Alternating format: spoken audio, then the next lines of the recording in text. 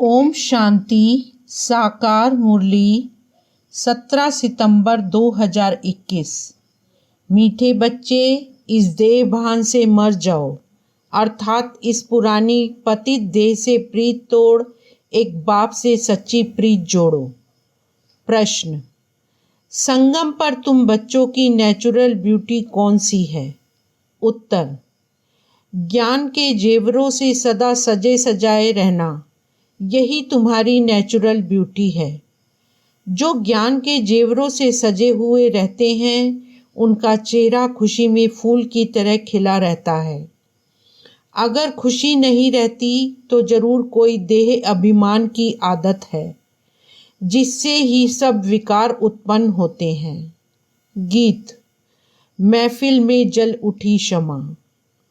ओम शांति। इस गीत का अर्थ कितना विचित्र है। प्रीत बनी है किसके लिए? मरने के लिए। किससे बनी है? भगवान से, क्योंकि इस दुनिया से मरकर उनके पास जाना है। ऐसी कब किसके साथ प्रीत हुई है क्या, जो ये ख्याल में आए कि मर जाएंगे फिर कोई प्रीत रखेंगे। गीत का अर्थ कितना वंडरफुल है। क्षमा से परवाने प्रीत रख, फेरी पहन जल मरते हैं। तुमको भी बाप के पास आते आते यह शरीर छोड़ना है, अर्थात बाप को याद करते करते शरीर छोड़ना है। यह तो जैसे बड़ा दुश्मन हो गया, जिसके साथ हम प्रीत रखें और मर जाए। इसलिए मनुष्य डरते हैं, दान पुण्य तीर्थ यात्रा आदि करते हैं भगवान के पास जाने के लिए। शरीर छोड़ते हैं तो मनुष्य कहते हैं, भगवान को याद करो। भगवान कितना नामी ग्रामी है। वह आते हैं तो सारी पुरानी दुनिया को ख़त्म कर देते हैं। तुम बच्चे जानते हो, हम इस यूनिवर्सिटी में आते ही हैं पुरानी दुनिया से नई दुनिया में जाने के लिए। पुरानी दुनिया को पतित दुनिया हेल कहा जाता है। बाप नई दुनिया में जाने का रास्ता बताते हैं। सिर्फ मुझे याद करो, मैं हूँ हेवनली गॉड फादर। उस फादर से तुमको धन, मिल्कियत, मकान आदि मिलेगा। बच्चियों को वर्षा मिलना नहीं है, उनको दूसरे घर भेज देते हैं, गोया वह वारिस नहीं ठहरी। यह तो बाप है, सब आत्माओं का बाप। इनके पास सबको आना है, मरना है। कोई समय जरूर बाप आते हैं, सबको घर ले जाते हैं, क्योंकि नई दुनिया में बहुत थोड़े मनुष्य होते हैं। पुरानी दुनिया में तो बहुत हैं। नई दुनिया में मनुष्य भी थोड़े और सुख भी बहुत होता है। पुरानी दुनिया में बहुत मनुष्य हैं तो दुख भी बहुत है, इसलिए पुकारते रहते हैं। बापू गांधी, जिसको भारत का पिता समझते थे, वह भी कहते थे, हे पतित पावन आओ। सिर्फ उनको जानते नहीं थे, समझते भी हैं। पतित पावन परम पिता परमात्मा है, वही वर्ल्ड का लिबरेटर है। राम सीता को तो सारी दुनिया नहीं मानेगी ना, यह भूल है। सारी दुनिया परम पिता परमात्मा को लिबरेटर गाइड मानती है। लिबरेट करते हैं दुखों से। अच्छा, दुख देने वाला कौन? बाप तो दुख दे ना सके, क्योंकि वह पतित पावन है। पावन दुनिया सुखधाम में ले जाने वाला है। तुम हो उस रूहानी बाप के रूहानी बच्चे। जैसे बाप वैसे बच्चे। लौकिक बाप के हैं जिस्मानी बच्चे। अभी तुम बच्चों को समझना है, हम आत्मा हैं। परम पिता परमात्मा हमको वर्षा देने आए हैं। हम स्टूडेंट हैं, यह भूलना नहीं चाहिए। बच्चों की बुद्धि में रहता है, शिव बाबा मधुबन में मुरली बजाते हैं। वह काठ की मुरली तो यहाँ नहीं है।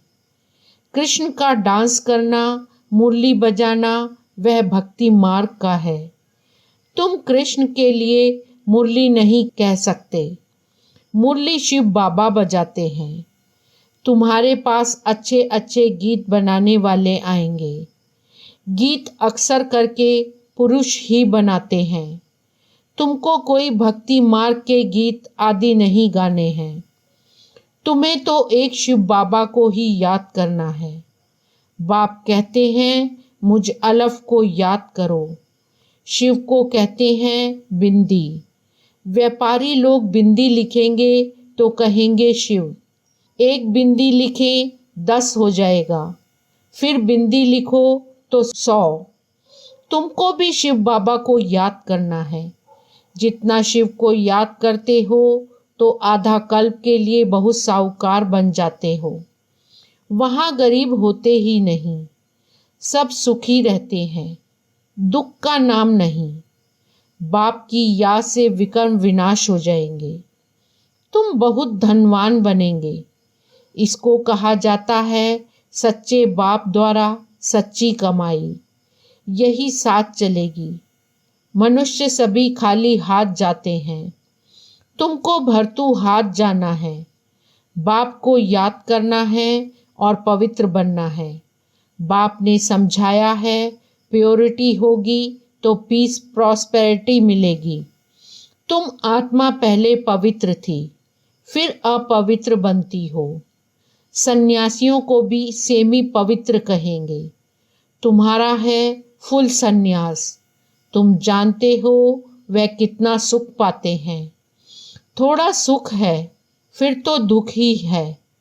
वह सब है भक्ति मार्ग। भक्ति मार्ग में हनुमान की पूजा करो तो उसका दीदार हो जाता है। चंडिका देवी का कितना मेला लगता है, उनका चित्र भी होगा। जिनका ध्यान करेंगे वह तो जरूर सामने आएगा ही, परंतु उससे क्या मिलेगा। अनेक प्रकार के मेले लगते हैं, क्योंकि आमदनी तो होती है ना। यह सब उन्हों का धंधा है। कहते हैं धंधे सब में धूर, बिगर धंधे नर से नारायण बनाने के। यह धंधा कोई बिरला करे। बाप का बनकर सब कुछ देह सहित बाप को दे देना, क्योंकि तुम जानते हो हमको नया शरीर चाहिए। बाप कहते हैं तुम कृष्णपुरी जा सकते हो, परंतु जब आत्मा तमो प्रधान से सतो प्रधान बने। कृष्णपुरी में ऐसे नहीं कहेंगे कि हमको पावन बनाओ। यहाँ सब मनुष्य मात्र पुकारते हैं, हे लिबरेटर आओ, इस पाप आत्माओं की दुनिया से लिबरेट करो। अभी तुम जानते हो बाप आया है हमको अपने साथ ले जाने। वहाँ जाना तो अच्छा है ना। मनुष्य शांति चाहते हैं। अब शांति कहते किसको हैं यह नहीं जानते। कर्म बिगर तो कोई रह नहीं सकते। शांति तो है शांति धाम में। फिर यह शरीर लेकर कर्म तो करना ही है। सतयुग में कर्म करते हुए शांत रहते हैं। अशांति में मनुष्य को दुख होता है। इसलिए कहते हैं शांति कैसे मिले। अभी तुम बच्चे जानते हो शांति धाम हमारा घर है। सतयुग में शांति सुख सब कुछ है।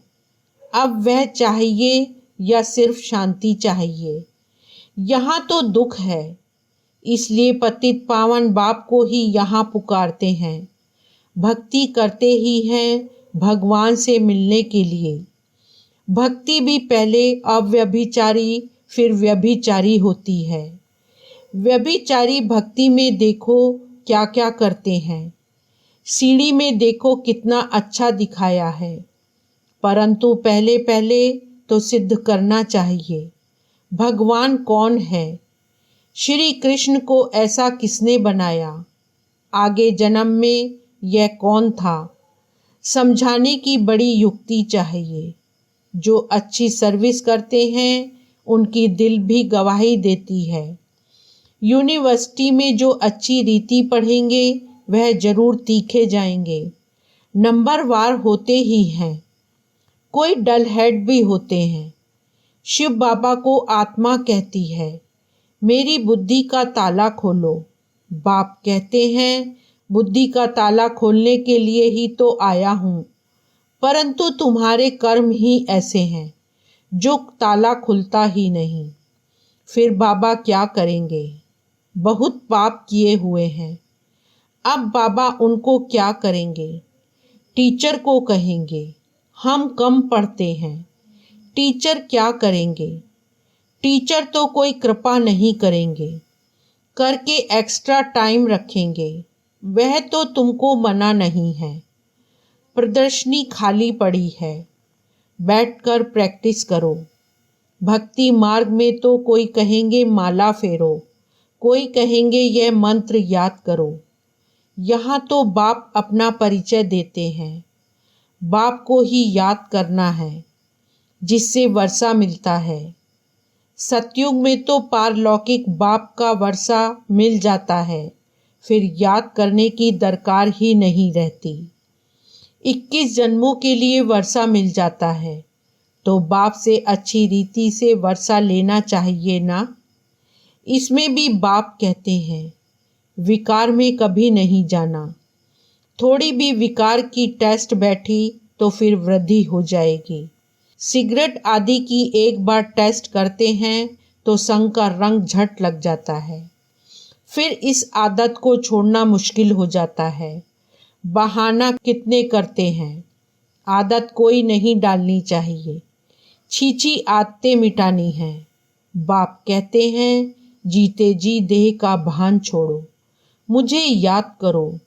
देवताओं को भोग हमेशा पवित्र ही लगाया जाता है, तो तुम भी पवित्र खाओ।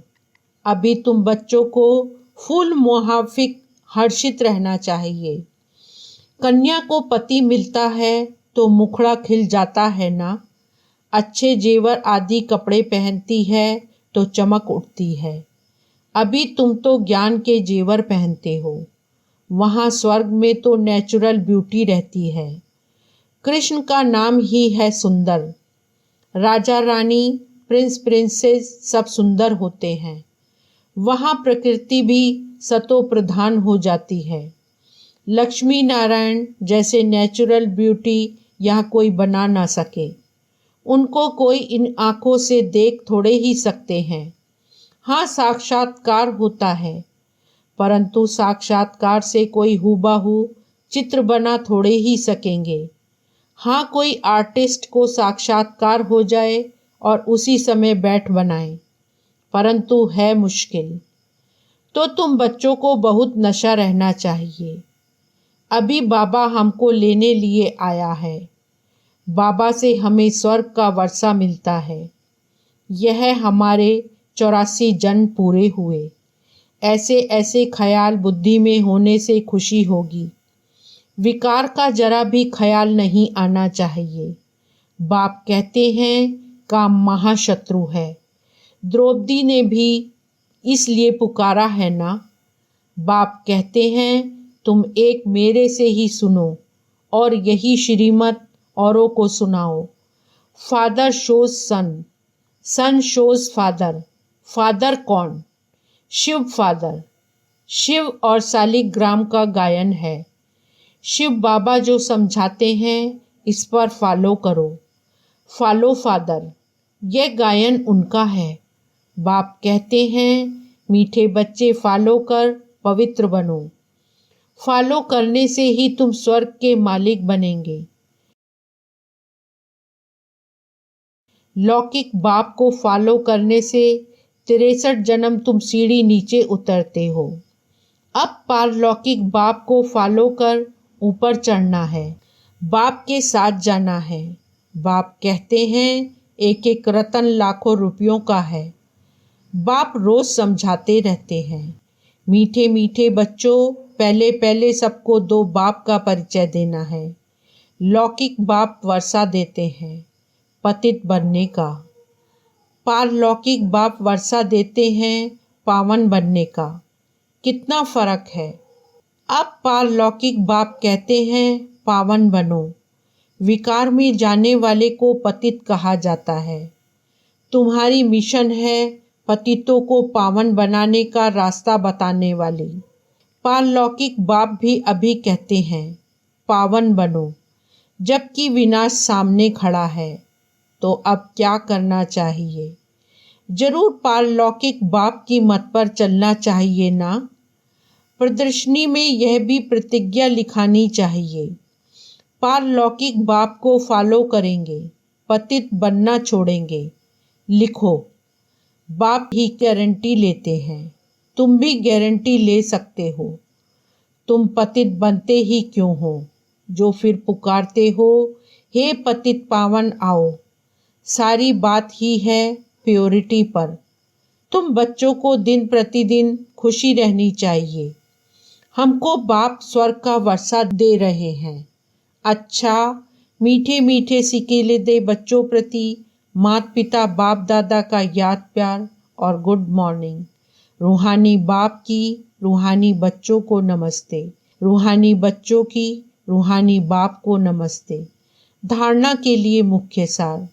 फर्स्ट पॉइंट, कोई भी गंदी छीछी आदत नहीं डालनी है। जीते जी देह का भान छोड़ना है। फूल मुआफिक हर्षित रहना है। सेकंड पॉइंट, पारलौकिक बाप को फॉलो कर पावन बनना है। उनकी श्रीमत पर चलने की प्रतिज्ञा करनी और करानी है। वरदान, अपनी श्रेष्ठ वृत्ति द्वारा शुद्ध वायुमंडल बनाने वाले सदा शक्तिशाली आत्मा भव। सार, जो सदा अपनी श्रेष्ठ वृत्ति में स्थित रहते हैं वे किसी भी वायुमंडल वाइब्रेशन में डगमग नहीं हो सकते। वृत्ति से ही वायुमंडल बनता है।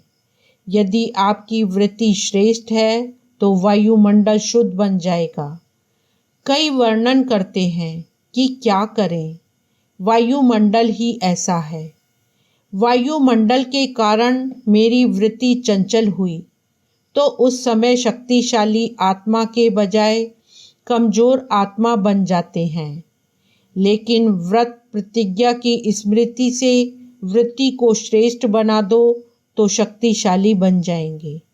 स्लोगन, गुण मूर्त बनकर सर्व को गुण मूर्त बनाना ही महादानी बनना है। ओम शांति।